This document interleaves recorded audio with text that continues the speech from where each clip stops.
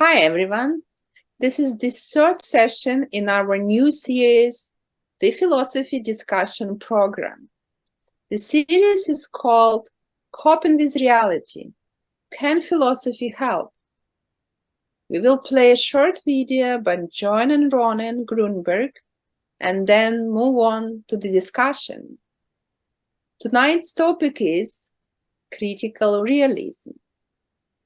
Ronen and John look at how the idea of what is real has been affected by the so-called critique of knowledge, the skeptical approach to philosophy dating back to Hume and Kant in the 18th century.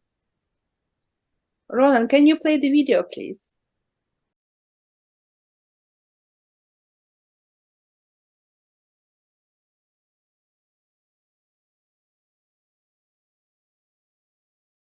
I'm first going to ask Sherman Ballack to act as a formal discussant.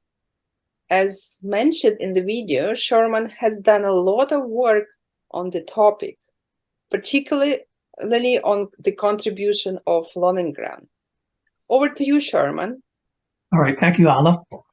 So the ideas of Bernard Lonergan will be presented in 5 parts. The first topic is the challenge of modernity. Next, we'll look at neo-scholasticism and Lonergan. Thirdly, we'll look at Lonergan's response to the crisis of culture. Next, Lonergan and the overturning of the metaphysical order. And finally, we'll look at Lonergan's theory of cognition. So let's begin. The challenge of modernity. So as Lonergan has noted, over the past 5 centuries, there has been a decline of classical culture and its associated values. Classical culture, and in this particular case, Aristotelian metaphysics, were challenged by the scientific revolution of the 17th century. Verification was the essence of empirical science. Science followed a method, and theories can be revised. Then there was the historical revolution of the 19th century. History was written according to a method. History is the study of a particular time and place and the change which then ensues. Conclusions were confirmed by documentary evidence. And finally, events, ideas, etc. are contextualized by time and space. Modern philosophy played a role in challenging classical culture. We have the presentation of contrasting propositions, concepts, theories. So in other words, we have practical reason over pure reason, dialectical materialism, the will to power, the greatest good for the greatest number. And finally, modern social sciences, sociology, anthropology, and psychology. We have Freud and Jung, who brought the idea of the irrational and subconscious to us. There's also a crisis of contemporary culture, a crisis of norms and values. One, we're dealing with historicism. Virtually all truths we hold to be self-evident, that is necessary, are in fact contingent. They are contextualized by a particular point and place in history. There's endless relativism. You may say that this might be the undigested consequence of relativity theory and the uncertainty principle. And of course, there are a very large number of contrasting philosophical and religious points of view. And then we find the fragmentation and specialization of knowledge. So a broader, more comprehensive, interconnected understanding of the human and non-human sciences is lacking.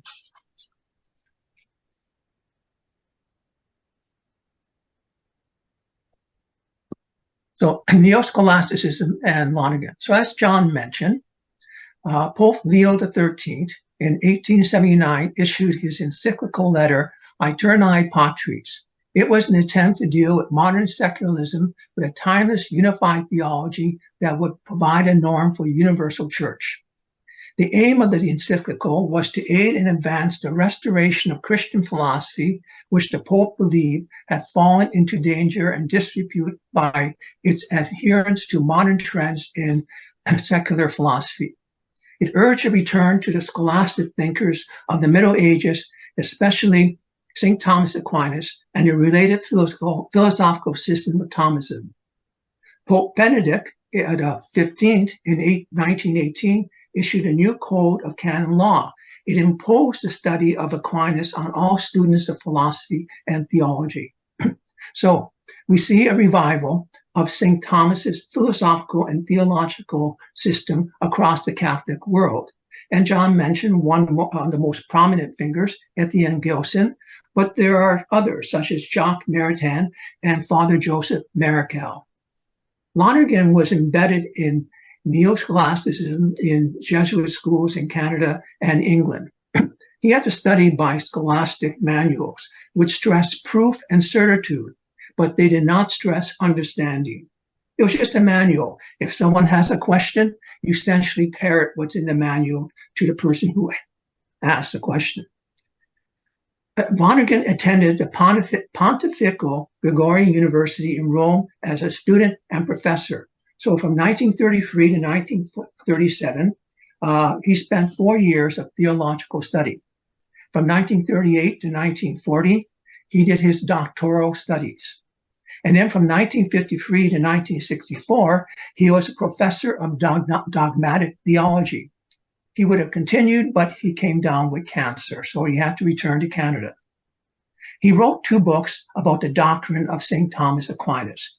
His doctoral dissertation was eventually published as a book, Grace and Freedom, and the second book, Verbum, Word and Idea in Aquinas. So this is a man who spent a good number of years teaching St. Thomas Aquinas. So by 1959, we have a change of heart in the Catholic world. Pope John XXIII called for an updating in Catholic thinking. So Vatican II was initiated in 1962. Well, Vatican II, amongst other consequences, represented a disengagement from the forms of classical culture and a transition into the forms of modern culture. And that includes removal of neo-scholasticism and faculty psychology as the base of Roman Catholic theology. So that means that neo-scholasticism just disappeared.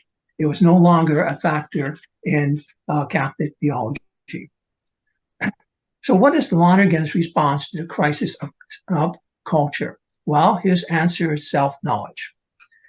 As John mentioned, his book, Insight, was actually written and finished by 1953, but it was only published in 1957. So he's concerned with self-knowledge. So according to Lonergan, it is disciplined attention and discovery in oneself of what it means to be a creative participant of the unknown, involving intelligence, reason, and responsibility. Self-knowledge is knowing how one learns and how one understands when one is learning and understanding something. The goal is promoting a conversion to a new way of approaching, understanding, knowing, and judging what is true or real. So Lonergan's approach consists of 4 parts. Part 1, cognitional theory and self-appropriation. So Lonergan's cognitional theory is not an articulate theory of psychology, such as the psychology of Skinner or Freud or Jung. Instead, it is a set of performative practices or a series of exercises directed at self-knowledge and self-appropriation. So what Lonergan believed we must have, the subject, is insight into insight. It is a mental activity, a constituent factor in human knowledge. Insight into insight is a knowledge of knowledge. So therefore, the first 7 chapters of his book consisted of mathematical, scientific, sociological, historical, etc. exercises, which provided one to understand what is insight, and then to understand understanding. So the first 7 chapters, everyone, is really is really a series of intellectual exercises that you go through. So he mentions Einstein's theory of relativity. And when you read through his text, the idea is that you understand how insight will arrive when we are faced with a puzzle or a problem. So the point is to discover, to identify, to become familiar with the activities of one's own intelligence. Insight into insight, then, will unify and organize the insights of mathematicians, scientists, and men of common sense.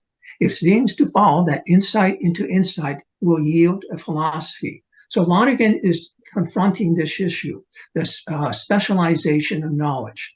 Unlike the time of St. Thomas Aquinas, it's impossible to have knowledge of everything.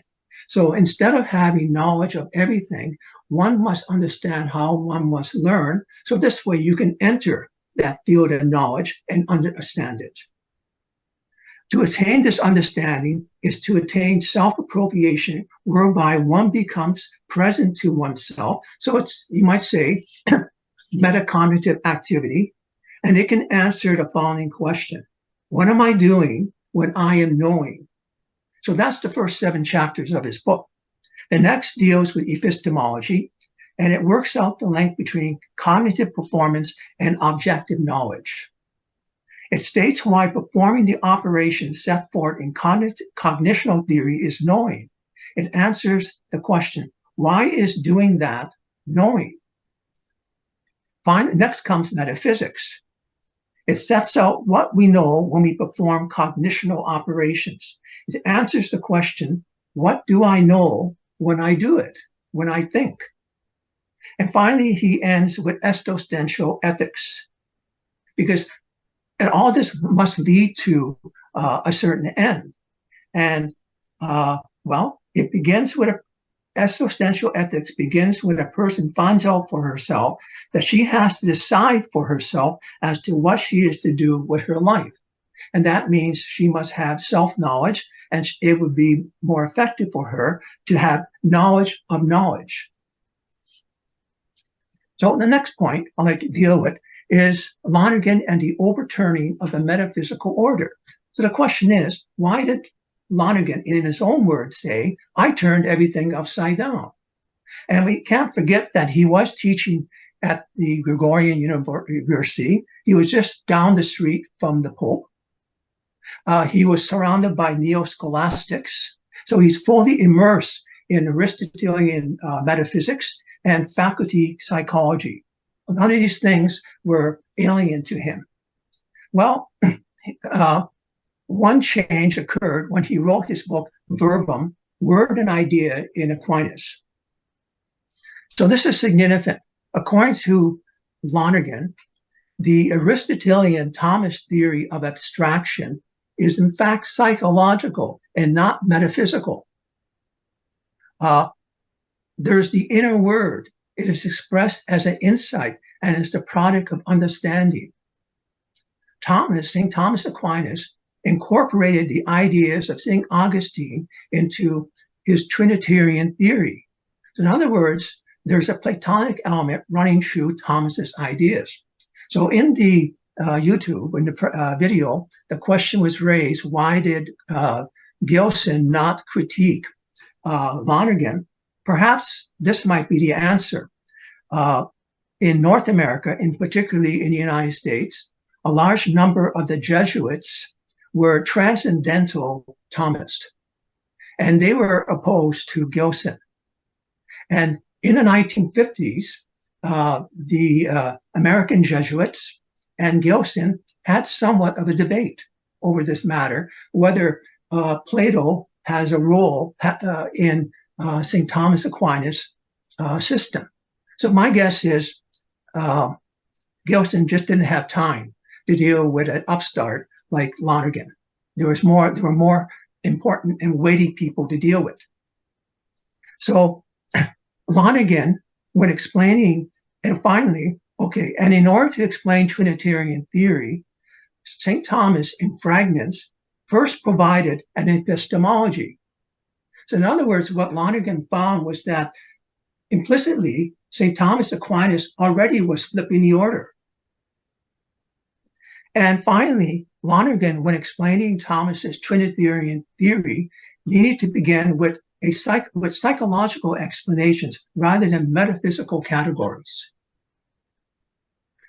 It's just difficult to talk about these things with faculty psychology. So when he came to write Insight, perhaps he had this question: what comes first, metaphysics or cognition theory? And remember, everybody, this all has to deal with knowing how to know and in order to come to grips with reality.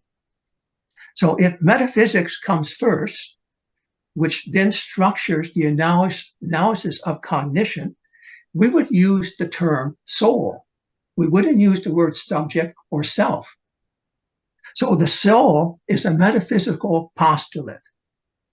The concrete extosensorial subject, you and me, is understood as one with a soul. The soul is understood according to the terms given in faculty psychology. So in order to explain a soul, you have to use Aristotelian categories such as substance, potentiality, form, and act. And the soul itself is broken down into various parts or powers. There's the rational soul, the irrational soul, appetitive soul, the vegetative soul, the agent intellect, and the passive intellect. So there are difficulties applying metaphysics and faculty psychology when trying to attain self-knowledge. So the language, unless you are very good at this, an expert, is awkward to use. These terms are abstractions dealing with things considered as objects, not existential subjects, human beings. The extosensorial subject is objectified. And these terms are restricted in their inherent anti-historical immobility. So there's no time elapse. There will be difficulty collecting empirical evidence. And as Lonergan stated, well, in the end, only God and the angels know the essence of your soul. So if the analysis of cognition comes first, thus structuring metaphysics, we would use the term subject, which refers to the existential self. So the subject is a knower who experiences, understands, and judges, who deliberates, evaluates, chooses, and acts. The subject or self is understood within the constructs of intentionality analysis. Basic terms will be psychological when dealing with consciousness. It is not just knowing what the subject does when knowing, it is also knowing what the subject's knowing is directed at, what its intention is to know, the drive to ask questions, and to further one's knowledge. Intentionality analysis pertains to the attending, inquiring, reflecting, deliberating subject who intends to widen his or her grasp of what is real, that is knowledge. So that's the key. We attend to, inquire, reflect, deliberate upon the world around us. So Lonergan makes the subject and self-knowledge prominent. So that's why we have his order. That's why metaphysics is placed at the end. It is consistent with the existential aim of the work Insight, which was to assist the reader in effecting a personal self-appropriation that is when we see ourselves as an existing unity identity whole. Now, the other thing to consider is that Lonergan was very aware of French existentialist writers such as Sartre and Camus, and he was later to become deeply immersed in Heidegger, and he was also familiar with Jaspers. So he was fully aware of the European or the continental European existential tradition. So first principle knowing, it is the dynamic structure of the mind, not a set of statements setting out first principles. Cognitive theory is not concerned with the properties of truth. It is concerned with the functions of knowing, which then arrives at what is true. So philosophy, well, according to Lonergan, it's not about learning the opinions of famously smart people. It's not about just reading books, which is still very important. It is preeminently the achievement of self-knowledge, just as Socrates suggested that we do. Philosophy isn't in books, it is in our minds. The eros of the mind means that the person is capable of the leap to a higher level of synthesis of knowledge and reality. Intellectual eros is a desire to go beyond one's present state of human development. So therefore, Lonergan's path to self-knowledge is a non-dogmatic appropriation of transcultural norms. He's asking people, and this is in a sense a summary of his cognitive system, be attentive, be intelligent, be rational, and be responsible. Last topic, Lonergan's theory of cognition. Lonergan rejected the cognitive myth that knowing is like looking, that objectivity is seeing what is there to be seen, that the real is what is out there to be looked at. Now, Ronen's discussion of Locke's very good. Everything is the way it should be. I would just suggest that one aspect of many of these philosophers was the use of the word see, look. And that could include the physical look we have when I actually see something in front of me. And it also means the mind's eye. So according to Lonergan, the path to knowing what is true reality is a spiral ascent. It's not a straight line. It's not confrontational. It's an ever-expanding spiral where you incorporate more and more of the world into your knowledge. So he's asking people to be attentive to one's outer experience, attentive to the concrete, attentive to one's inner mental activity. He's not saying to people, we should just look. It means to be attentive. We should be asking the right questions and collecting the right evidence. There will be insights which represent a grasp of a certain generality, answers to a question. There will be formulations, conceptions devised. There will be further questions. We will need to verify that concept. There will be reflective insight. The evidence is weighed. There will be correct revisions and corrections. Thing to be noted is that this process is always collegial, conversing with others in the community. It's not solitary. A person should always be attentive to one's own mental activity. He uses the term the virtually unconditioned, and he's saying it should be established. Another way of expressing that is in court, we would use the term proof beyond all reasonable doubt. That's what he's saying. And we need to continue until there are no more questions to be asked. A judgment is made as to what has been conceptualized is in fact true. The act of judging leads to the validation of knowledge of reality. So it's only when we make that judgment at the very end can we say that what we believe to be true is in fact true. So it's a long process. And truth, reality is accepted by and repeated in the community. It's not a solitary truth.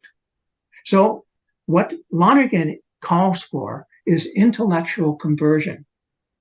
It requires a change in the individual from thinking of knowledge as seeing what is out there now to what is known by the correct judgment of what is understood. So he would say knowledge is not just looking, whether with the physical eye or the mind's eye or the philosopher's eye. It is coming to understand what we do when we experience, think, judge, and decide. It is a coming to understand what is understanding.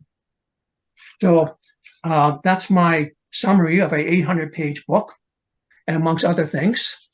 But in the end, what has to be kept in mind with Lonergan and Insight is that it is not a reference book. It's not a book of theory. It's not like reading Freud or Jung or Skinner. It's a manual. And it's a manual you read over and over again until you achieve that intellectual conversion where you don't just look, you evaluate, you think, reflect, and judge.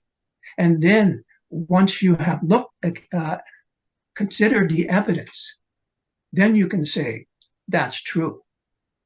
And so as to the crisis of contemporary culture, well, some people might say he is a relativist and he will grant people different perspectives. So he's a pluralist, but he's not an absolute relativist because if you have something to say, he would just say, prove it. Give me the evidence. He is not throwing Plato, St. Thomas Aquinas, and so on out the window. He says that all these people do have something to say to us in the modern age, but they have to be properly contextualized. He would disagree with throwing them out the window, but you have to contextualize them. And so, yes, he is historical, but he's not suffering from historicism. So we can still use St. Thomas Aquinas to understand our world, but you have to understand where St. Thomas Aquinas came from. So again, that's my, 15 minutes, sorry, John, instead of 10 minutes, a summary of a heavy book. That's it.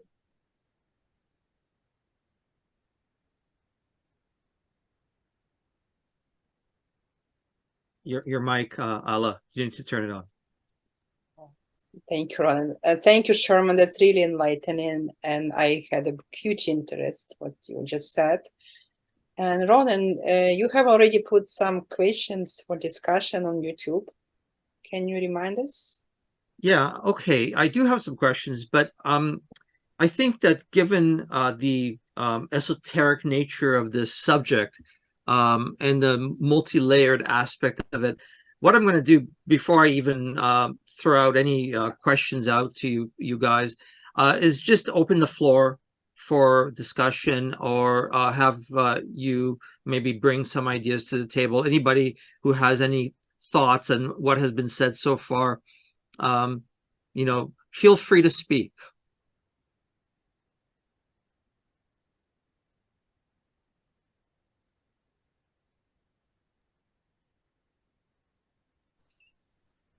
Okay, John Cummins. No, Sherman threw me for a loop a little bit there. I guess when he did this talk before, I didn't understand the gravitas of what he just said. So, yeah, this Lonergan character seems to be offering something that I haven't read or heard before. And I don't understand everything that Sherman said, but a lot of it sounded really interesting. He seems to be offering some kind of way, a method or a process of becoming. It's a method, John. A method.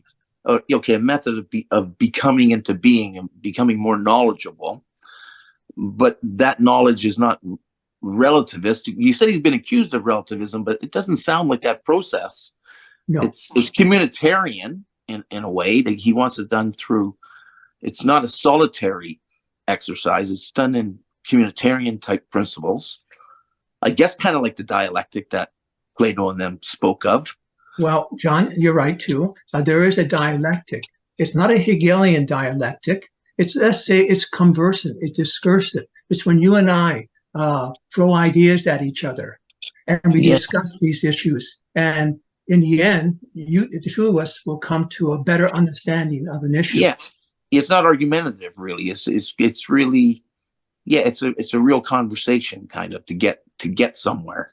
No, I like it. It sounds really good, and so it's what is the big issue with modernity? Modernity is relativistic. It doesn't bring us to to where Lonergan wants us to go? He'd be a critic of modernity.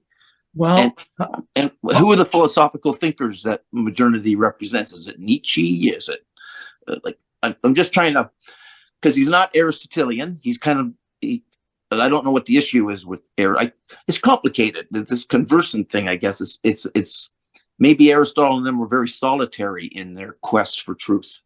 Maybe Plato is too. I don't know, and he's offering something different. Maybe you could enlighten me about that a little bit. What is essentially the different approach to knowledge? Yes, if you look at his book, Einstein is mentioned more often than St. Thomas Aquinas. He talks about Darwin. He includes Darwin, Einstein, Heisenberg. He includes other mathematicians in his book quite often, quite a bit. What he wanted to do is bring Catholic thought up to the times.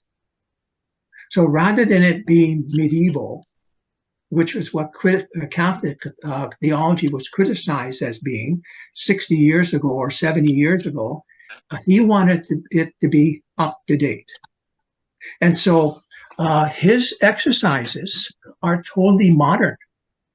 So he will give you an exercise or passages to read about probability statistics. He will mention Einstein. He will do other simple exercises dealing with geometry. The circle. How do you know that this is a circle? So it ranges from Euclidean geometry in the past to Einstein's theory of relativity. So he wanted to bring thought up to date, up to the 20th century. He includes Freud and Jung. He disagrees with Skinner, and in other books he does mention Skinner, but and Heidegger is not mentioned in this book. But in the late 50s, Lonergan used to teach a course on existentialism, and he did it in the summertime because during the summer, when he was teaching in Rome, in the summer, he would always return to Canada because he had a brother in Nova Scotia, and sometimes he would lecture in American universities for the summer.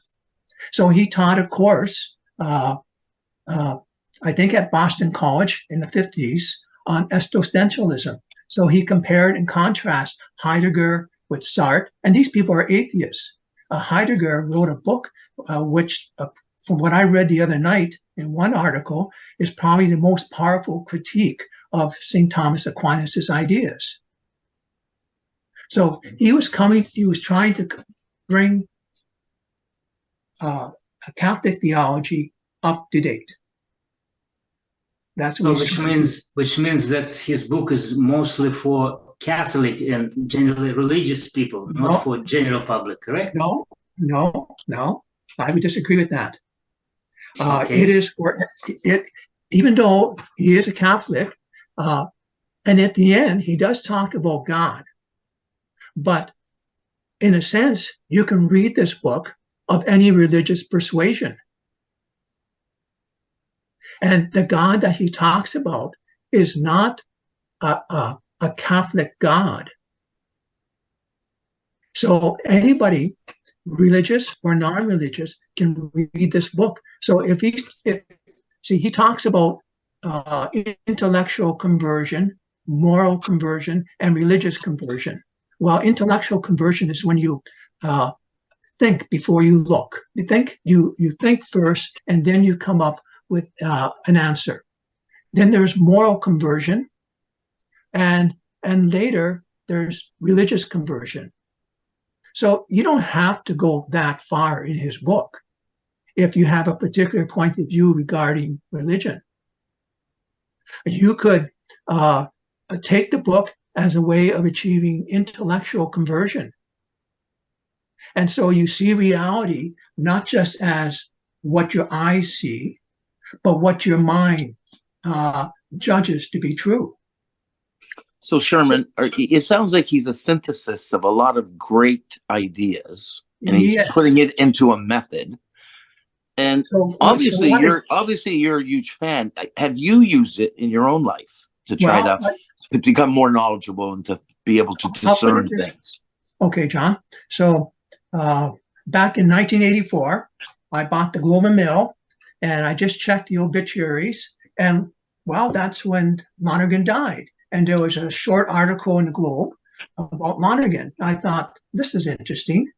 So, and that was, I think, November. I remember in early January, February, I drove to Toronto, and I found his book, and I bought it. And I read it several times. And then I went on into teaching in 1989. And in my career, well, let's put it this way. The only subject I did not teach is astrophysics. I ended up teaching everything from marketing to English to classical culture. So how do you end up, how do you deal with this issue where you have to be teaching so many different subjects? And that's when I realized that Lonergan was valuable. So every 3 or 4 years when I was teaching, I would pick up his book and read it again. So I've been reading him since 1985. And it has helped me because as a teacher, well, I used to teach math, English, marketing, accounting, history, classical civilization, philosophy, there you go, law.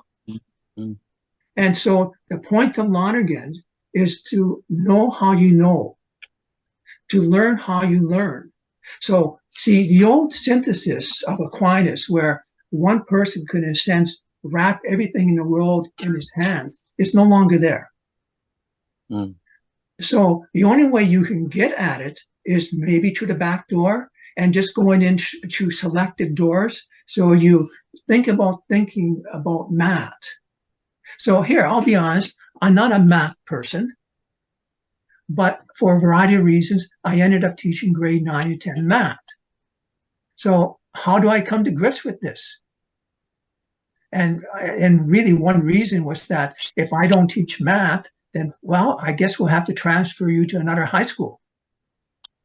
So I forced myself to learn grade 9 and 10 math, academic and non-academic. I didn't try grade 12 because that was just too much for me. So it allowed me to enter different avenues of knowledge.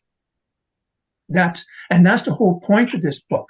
It's not a textbook as to, all right, how do I think? Well, the first thing I do is this, and then I do that.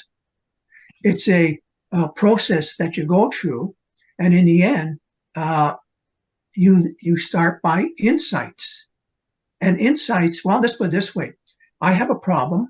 In fact, when I was thinking about this presentation, there was a few issues that I had to deal with. And so I put my papers down, laid down in bed. I was in bed, lying there till about 2:30. And then finally it hit me. This is what I have to do. So I got up and I took out a piece of paper and I scribbled down that insight I had. And this is actually what happened 2 nights ago. And then the next day, I had those chicken scratch marks on a piece of paper. And then I fleshed it out in full. It fits in with kind of way Einstein was. I don't want to hog the time. So his method is known as critical realism. Is that what we're talking about? This is what critical realism is. And here, if I look at his definition of critical realism, it's different from what's given by John and others. It's very singular. I'm going to read it right now. And this comes from a latter book, Method in Theology. Knowing accordingly is not just seeing. It is experiencing, understanding, judging, and believing. The criteria of objectivity that are not just the criteria of ocular vision, They are the compounded criteria of experiencing, understanding, judging, and finally believing. So critical realism, here, just think about it as a court of law. Do we have all the evidence in? Has the evidence has the accused been cross-examined? Have the witnesses been cross-examined? And then in the end, we would hopefully have the truth, guilty or not guilty. Yeah, so Sherman, I'm really sorry that I put you through all that aggravation. Well, John, you know what? I'm going to send you a bill. Yeah. For mental torment. So exactly. You'll get it in a few days. But I really appreciate what you want to do now, and thanks to John for what he said. Now, I actually also want to compliment you on what you've done, Sherman, and I just want to kind of orientate it back to what Ronen and I are going to do next time. But before I do that, I'd like others to have their say before I, have my say. So, Bill, you had something to. Bill, you're muted, Bill. You're muted. Thank you. So thanks for Sherman for at the end there, sort of defining what he calls critical. It's slipping my mind, but anyways. So does he lay out standards for each of those steps or a process? Well, in a sense, to going yes, from input to believing. Yes, he does. So just 1 second, I have to get my paper out.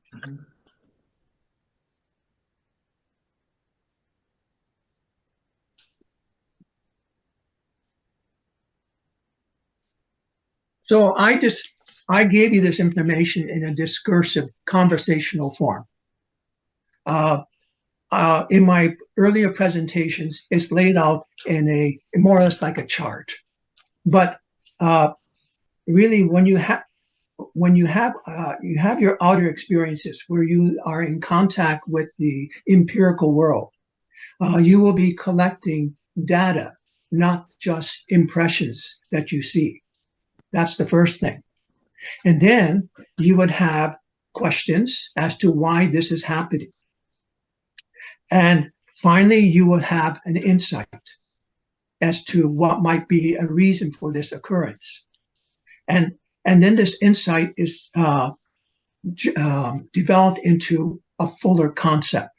Well, he would then ask this question, is this so? Now, I know that comes across as a simple measure, but it's just like when a person is charged with a particular crime and the defense lawyer will say, well, is that so? Where's the evidence? And so the standard, again, would be, depending upon who you are and what you're doing, is evidence beyond all reasonable doubt. So if I'm participating if I'm in science, I'll give the example of my daughter. She's in biomechanics, and she ended up going to Japan to give a presentation. Well, in order to get there, she had to submit her papers to her professor, to a committee. Then she had to propose that idea to this international committee, which will consider her proposal. And then finally, she was accepted. So it really depends upon your field of study. If I'm writing a book, it's going to be peer reviewed. And I may have to rewrite the book several times, or it could just be trashed. But in the end, depending upon where you are in your life, have you acquired as much evidence as possible to prove your perspective, your thesis? So he doesn't have an absolute standard, and the standard is dependent upon where you are in your life. So if I look out the window, as I'm doing now, and I see somebody I haven't seen before walk into my neighbor's house, should I just say, holy smoke, there's a break-in? Should I make that, should I say that? Or should I perhaps inquire, collect what information I can to determine whether that's actually a break-in or not? So really, it depends upon where we are. Is my spouse fooling around? And so I would need to gather the evidence, which would then allow me to make the statement, or at least come to the conclusion that she is or she is not. But in the end, wherever you are in your life, evidence has to be collected. It should be verified. You should talk it over with somebody else. Then you can make the judgments as to whether it's true or not. So he doesn't present an absolute standard, because in many places in life, we would never be able to meet that standard. So I think I answered your question, I hope. I'm just wondering if everybody here is comfortable with the distinction between critical realism and metaphysical realism. It would help to get it defined, or at least because Bernard Lonergan, is a critical realist, but he's one of a number of critical realists. I mean, many philosophical ideas can be put under the umbrella of critical realism. So the basic difference between those two approaches is that with critical realism, there is an assumption that the mind is involved in the knowing. So we don't know directly. So it's not like we have a direct apprehension, like what Sherman was talking about, seeing. Seeing is not enough. There has to be a process that goes on in the mind. Now, for Lonergan, it's more than just the thinking. It's a dynamic of experience, understanding, judgments, and so on. Right, Sherman? It's more. That's right. Yeah, it's more complicated. But what the essential idea behind critical realism is that the mind is involved in the knowing, and it creates knowledge. So it's not like we are simply getting a mirror of what's out there given to us, and we're just passive receptors. We are actively involved in making knowledge. So that's what I was referring to when I was talking about Kant. Kant says we have the categories of understanding. These categories of our understanding are innate in us, and they are integral to actually forming an understanding of what is out there in the world. But we can't really know exactly what is out there in the world because it is outside of our perception. So he calls that the noumena, right? It's out there. It's not attainable to us. Metaphysical realists say we can actually know what's out there. We can know it, and we do use our mind, but our mind has access to what is out there. It's knowable. Ronen, I would say Lonergan takes the same view. Yeah. And so, again, the acquisition of knowledge is like a spiral. So I'm just sitting here in this room, but as I acquire more knowledge, it keeps on expanding. And Lonergan would say that you can only reach your fullest sense of being is when you can incorporate as much of the world within your mind as possible. Yeah, I was going to say, though, that for the critical realists, knowledge is not one thing. So it's prone to change depending on where you're at, where you are psychologically, where you are emotionally. It can change over time, and it can change over time culturally too. The critical realists would be very much in tune with how we have different theories who conflict with one another, theories that don't really jive with one another, and yet they both tell us some truth, because the theories don't necessarily represent what is exactly out there in the world. the theories represent our way of thinking about what is out there in the world. So Ronen, again, Lonergan would agree with that. So he would accept a plurality of perspectives. Yeah. And then it's like a kaleidoscope. So we have perspectives from different groups of people. And then when we look at these multiple perspectives, then we have a sense of what might be true. Now, again, he's working on the assumption that all these people have verified their observations. It's not just something that's said off the top of their head. Yeah, exactly. No, I mean, that's right. It's more complicated in that you can't just say anything. You know, it has to be, it's a nuanced thing. And, you know, there is something that's more true than something else. But anyway, Howard, let's let Howard say his piece. Actually, just before we get off this topic, sorry, just a question about the metaphysical realists. Would they accept that their knowledge is an approximation of reality? I think that, well, that's a good question. That's a hard question to answer, actually, because I'm thinking of science as a form of metaphysical realism, or it's not quite naive realism. It does, and as a mode of investigation, it recognizes that its conclusions are provisional. Yes. So that would be the other one. I get mixed up. These are the first times I'm hearing. Well, I was gonna ask critical. Yeah, the critical one. This is the first time I'm hearing these terms, so they're slipping in and out of my mind. I was going to ask about the distinction between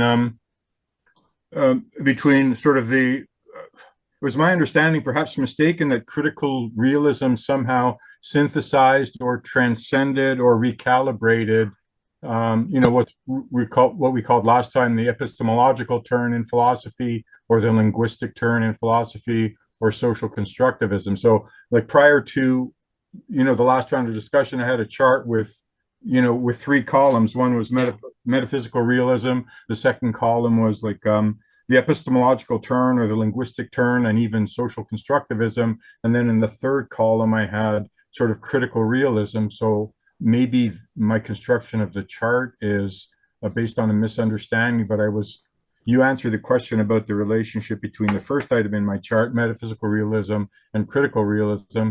Now I'm wondering about the relationship between the second item in the chart, the epistemological turn or the linguistic turn in philosophy, and whether critical realism wants to sort of reclaim or recalibrate those emphases and maybe come back to the realist part of that rather than the epistemological or the linguistic or the socially constructed part.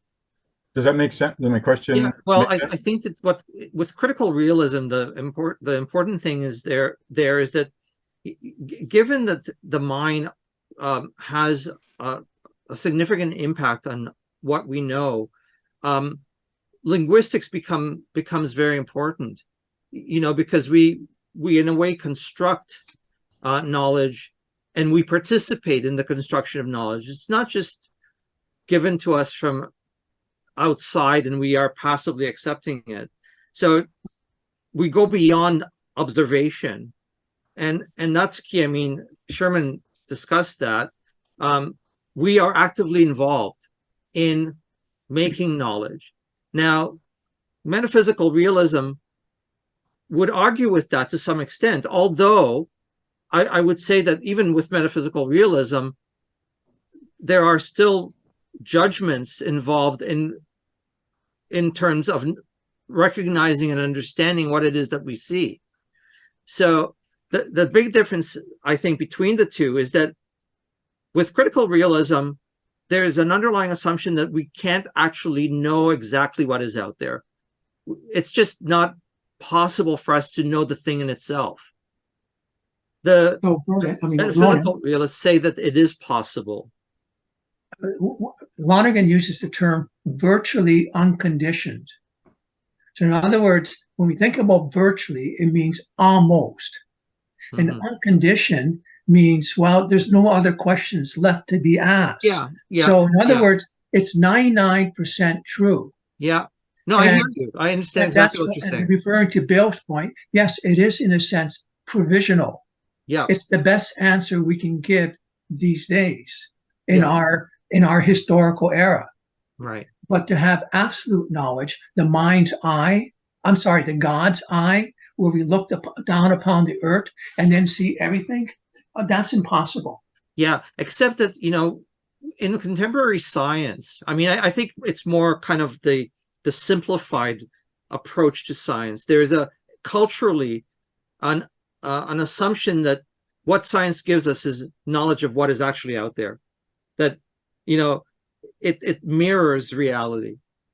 And I think what critical realism does is say, I mean, I'm understanding exactly what you're saying, and it's true. I mean, we can come to pretty close to saying this is what we know. This is we've exhausted every possible falsification of this particular issue. So this is what we know.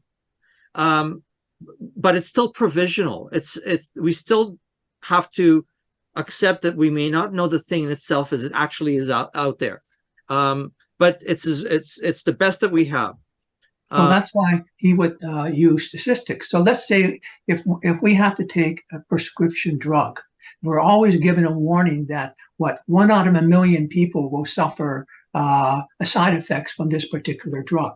Mm-hmm. Well, that's something similar to what Lonergan would say also, that statistically, there's a 1 in a million chance that you will be harmed by this prescription drug.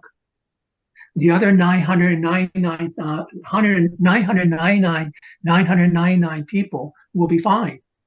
So he recognized this point in the early 50s. Mm-hmm.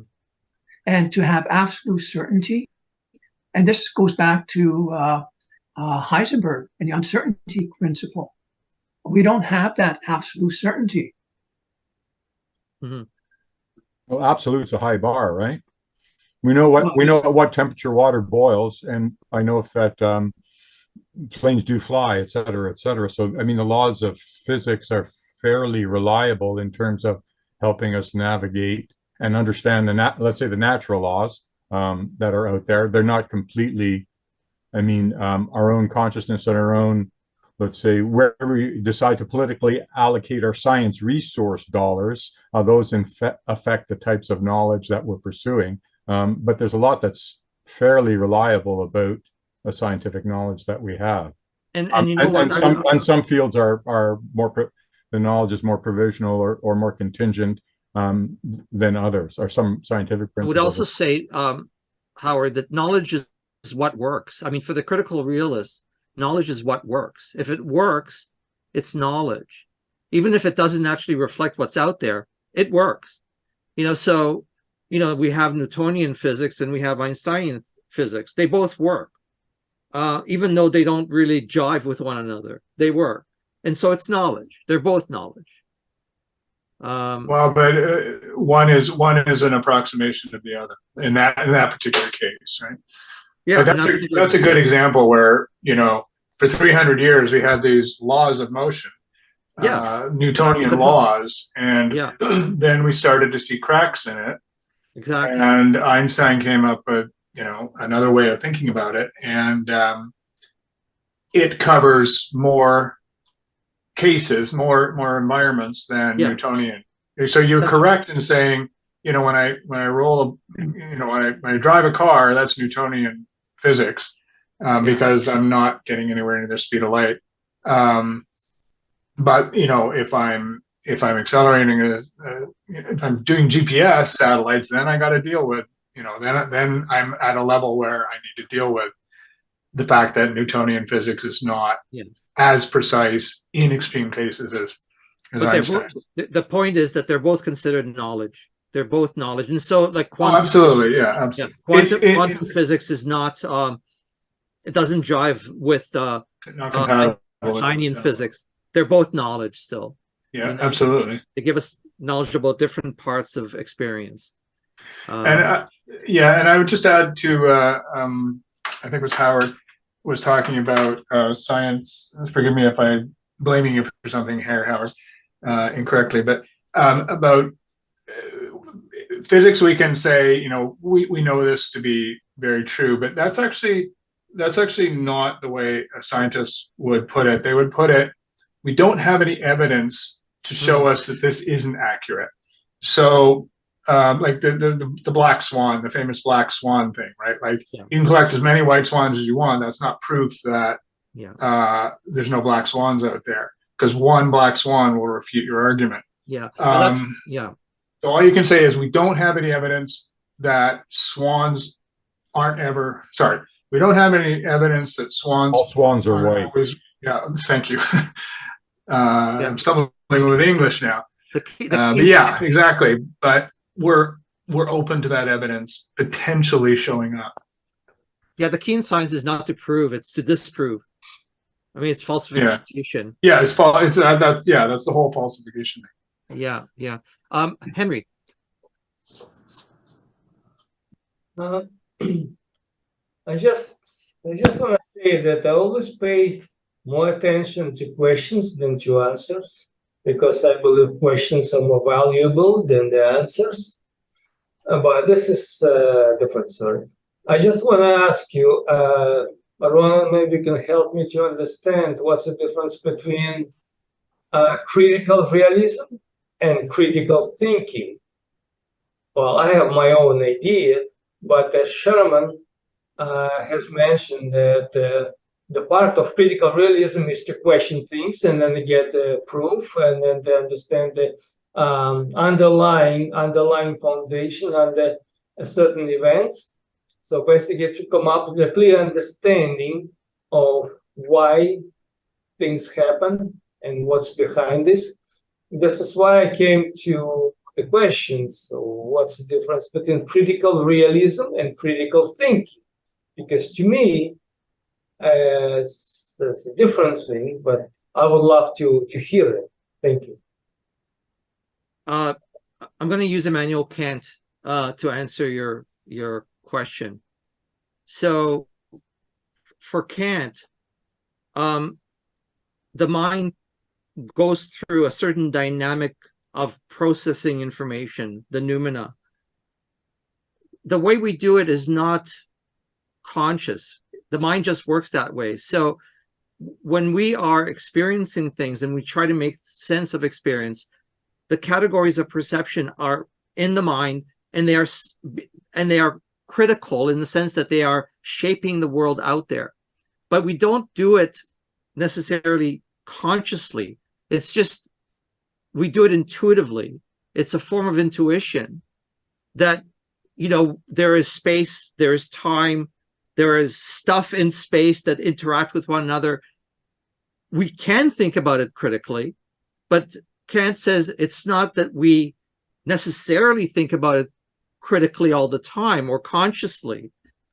The thing about critical realism is that it basically is saying that we are actively involved in the production of knowledge. The mind is a significant participator, an active participator in the creation of knowledge. What you're talking about, Kant would agree with completely. He'd say, yes, it's important to be critical, and it's even important to be aware of the dynamic of your mind and how the categories of perception work. It's good to know these things, but it's also very difficult to know these things. It takes a lot of work to actually understand the gears and how they function. But we do it intuitively. So that's the difference. It's not an active critical thing that we're doing, although we can do it.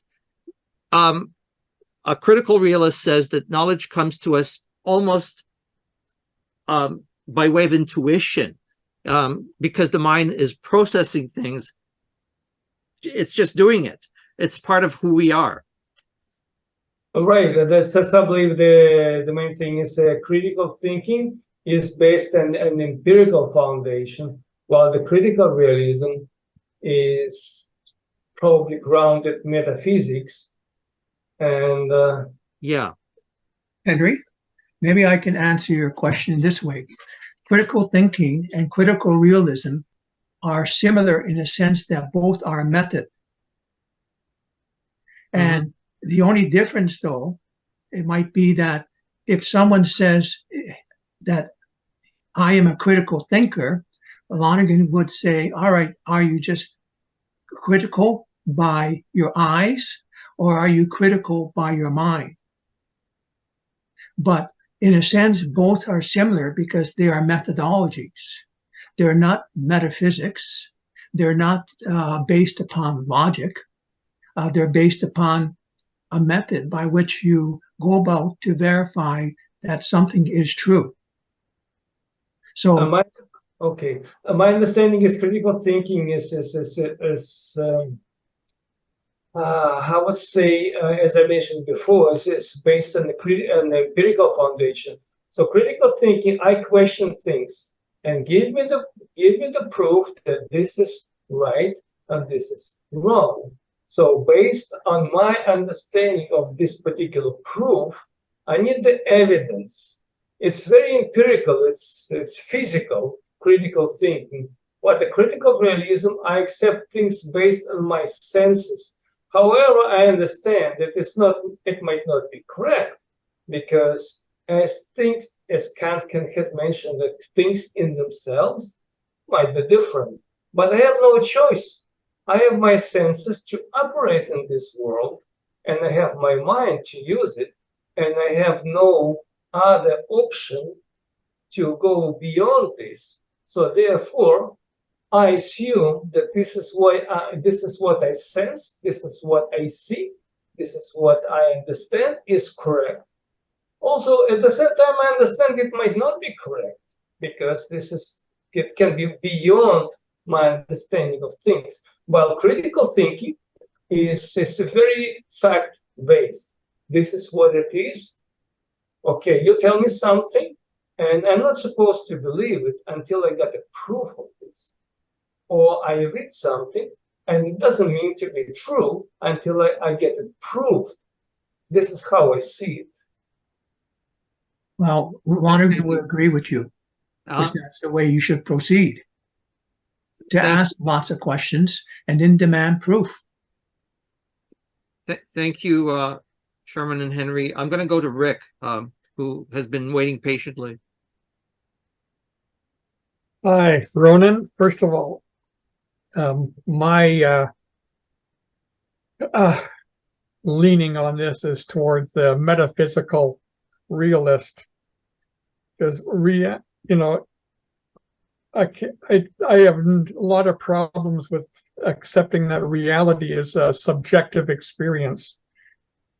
In the end, no matter who we are, what we see has to follow the laws of mathematics out there in the world.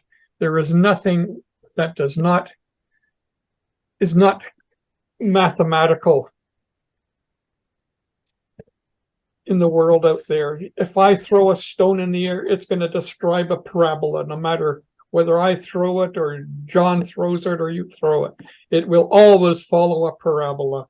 Not if I throw it, it'll just go straight to the ground, but in general, you're right. No, carry on. That was just a little joke. Mathematics is so good at describing reality that the physicist Eugene Wigner in 1960 wrote an article talking about this.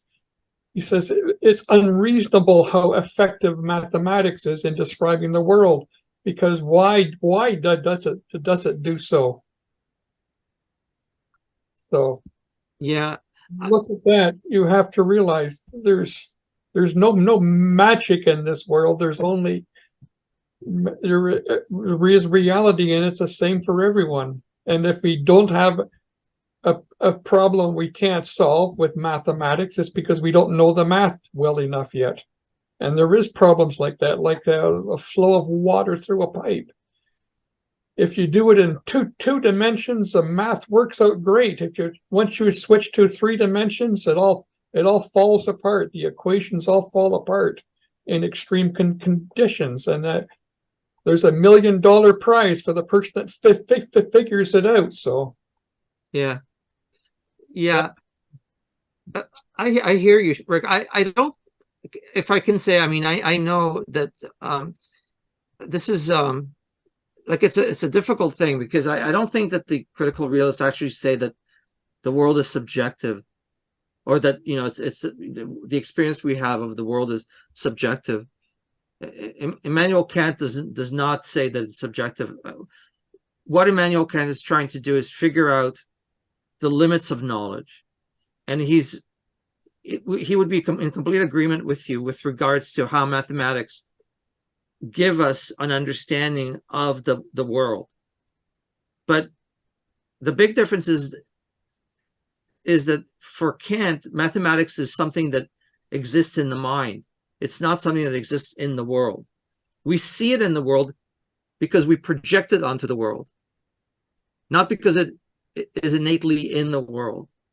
So I would just say that critical realists don't argue that what we know is subjective. That's not really the point they're trying to make.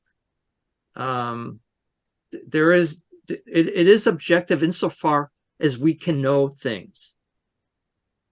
It's objective. Kant was writing the Critique of Pure Reason in order to show that Newtonian physics is correct, you know, and he was responding to Hume, who basically questioned the whole notion of causality. So there's a narrative, there's a story there that we can't get into because it's way too much. It's a whole year's course in philosophy. Yeah. But it's not subjective. That I would just say that critical realists don't say that reality is subjective, or what we know is subjective. Thanks for that. I just want to. Sorry, Rick. Interject here about the notion of causality. In some ways, Hume may have been correct, because in the last few years, the 2 Nobel Prizes ago, the guy who won it was basically proved that causality may or may not work in this universe. Either you have to believe in a non-local universe, or you have to believe in a non-causal. You can't have both. Yeah. One of them has to be wrong, but no one knows which. So yeah, that's right. Now I want to just speak next, because I want to go back to what, you know, Sherman was saying, and I just want to mention that we're kind of running out of time now.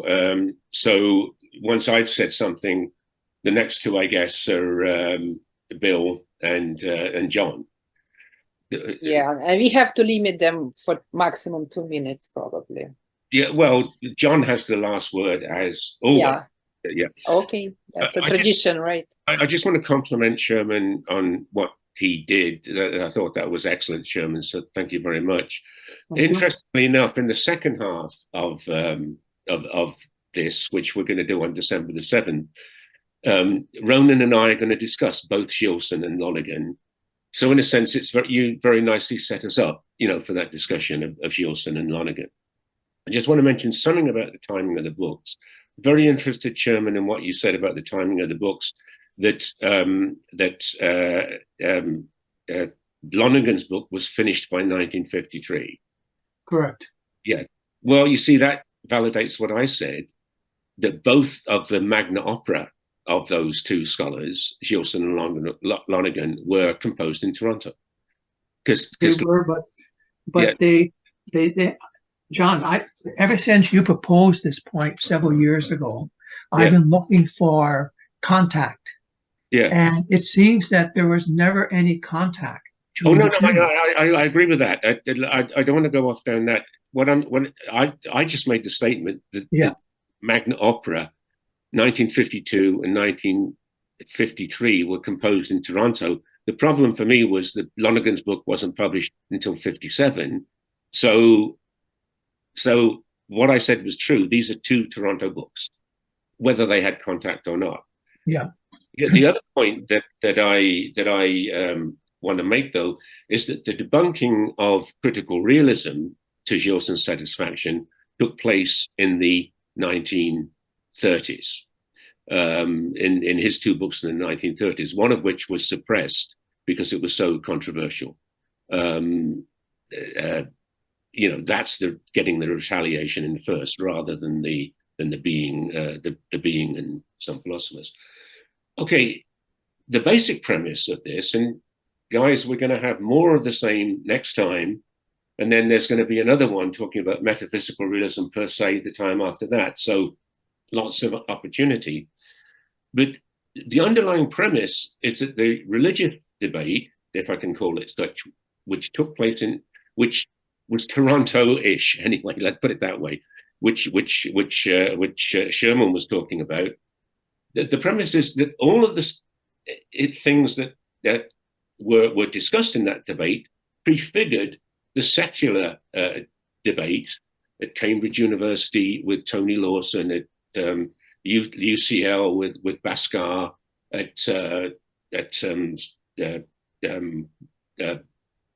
in California at Berkeley with Searle.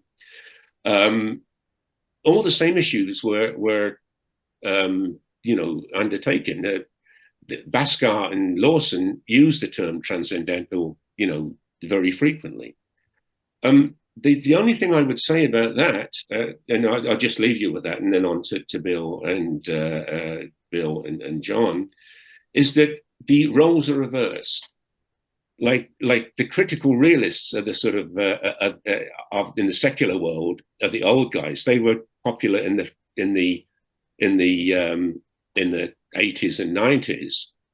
The Searles, the Rasmussen and Dan Earls, this is bang up to date. This is 21st century.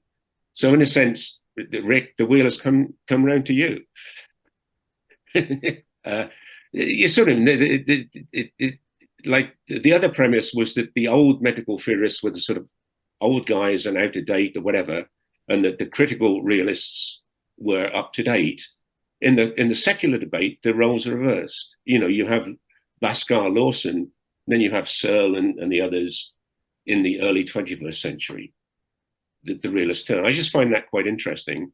So the debates are going to go on. But anyway, I've said enough. Bill is next, and then John. Just gonna. There's a question, a brief question about what is critical thinking, and and it's interesting that Ronen, you were talking about Kant talking in terms of intuitive thinking, and I would say what critical thinking is recognition that our intuitive thinking can be flawed. And it's a check on that to say, kind of like, wait, what? Kind of thing, like that we go through. And those people who, I shouldn't categorize people, but the times when we don't do that, we're not critically thinking, we're just jumping into a pattern that we intuitively, interpret. Yeah, no, absolutely. I think Kant was very clear that we need to be critical of how we think about things. So, for example, he was critical of St. Thomas Aquinas's proof for God, because St. Thomas Aquinas used causality as a central idea in his proof. And Kant says, well, you can't do that, because causality is something that applies to experience. You can't apply it to a transcendent reality like God. So that represents a type of critical thinking of the underlying dynamic and categories of the mind and how they operate. You can't just use them as you will. They can only be used in a certain way and in a certain direction. If that makes sense. Okay, John Cummins. Yeah, I just wanted to, mainly just a comment regarding physics. An earlier person here just said that how math can be used to describe reality completely. I think that's if you limit reality to the tangible or the physical, that's true. But critical realism uses tools not only math, but many, many tools, as Sherman mentioned earlier, to describe our intangible world, which is, in my opinion, as important as our physical world or tangible world. And I guess I'm just saying that critical realism uses all of the sciences: psychology, math, anthropology, history, literature, music. It's trying to incorporate all of these things in its methodology to come to a real understanding of our world, because our world is much more than just physical. It's also our imaginative world. I guess that's what I wanted to say. And it seems to me Sherman's critical realism can deal with everything, the tangible and intangible. I would say that's correct because, again, he looks at Freud, he looks at Jung. He does recognize that there is a unconscious, there is a subconscious to our lives. He even mentioned dreams and insight. So he does take those things into consideration.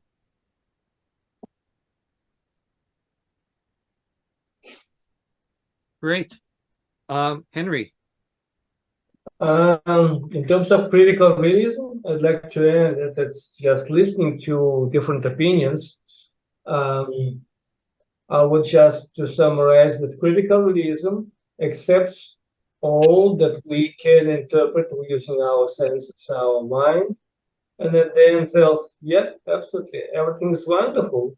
But at the end, it's all can be pure BS because we cannot go beyond our limits.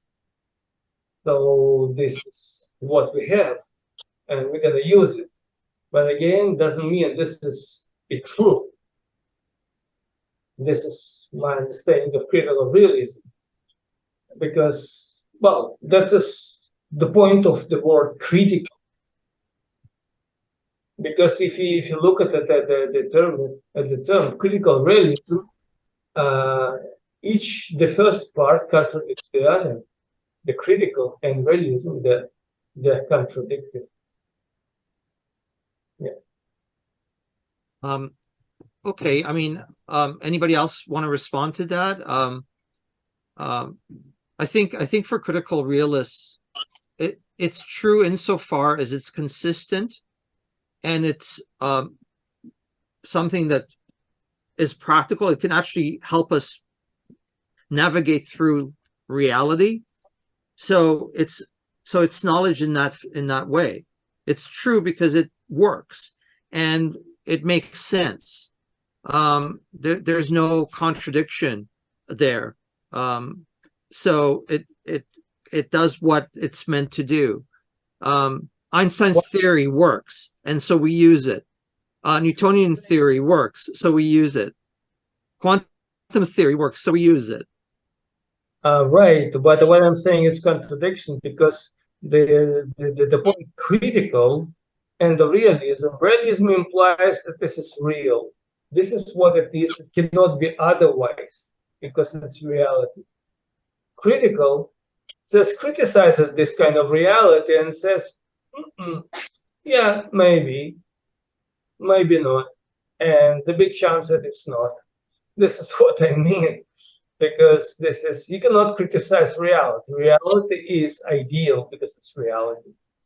But when you start criticizing reality, we're going to the different world. Okay. Sherman. Just one thought. Through my experience with Lonergan, I attended a number of online conferences. And what I found was that the majority of people who attended these conferences were Americans. And I noticed also that of the papers published, a large number of papers were published by Americans, Australians, Irish. And even though there is a Lonergan Institute in Toronto, and I believe one in Ottawa, I get the impression that Lonergan is not a known entity in Canada. He seems to be better known in the United States, Ireland, Australia, and I know even in Japan, there's a Lonergan Institute or studies program. I know in the Czech Republic, and I know a couple cases where people have written PhDs, papers on Lonergan. But sometimes I think to myself, is this guy really Canadian? Because he doesn't seem to be recognized by the general public over here. And I don't understand why. Why do you Well, Sherman, why do you Sherman, the why Times. why do you think, Sherman? Like, what's your take on it? Well, I thought about that quite a bit, and so I think about George Grant, and one of the things George Grant said was that there doesn't seem to be an affection for, desire for abstract thinking in Canada, and perhaps maybe one reason why Lonergan turned the metaphysical system upside down was because, in a sense, he himself is Canadian and he's not prone to abstract thinking. It's interesting. I haven't found empirical evidence to prove any of this. Yeah. I do look, but again, of these conferences that I attended online, and I look at the audience members, and after a while, I recognize them through the papers they wrote, and it's very rare that I do see a Canadian attending these conferences. It's always mostly American, and the odd time Australian or Irish or so from a different country. Yeah, thank you for that, and thanks for everyone. It was very thoughtful session. I would say even intense, but I did enjoy it, and I learned a lot from it, and hope you did too. In 2 weeks' time, Thursday, December the 7th at 7 p.m., we will play and discuss part 2 of this video. Also, just a reminder about Howard Lesnov presentation on Tuesday, November the 28th, which is next Tuesday, also at 7 p.m. This will present of the theory of aesthetics, the philosophy of art. And thank you again all for coming. Looking forward to see you next time.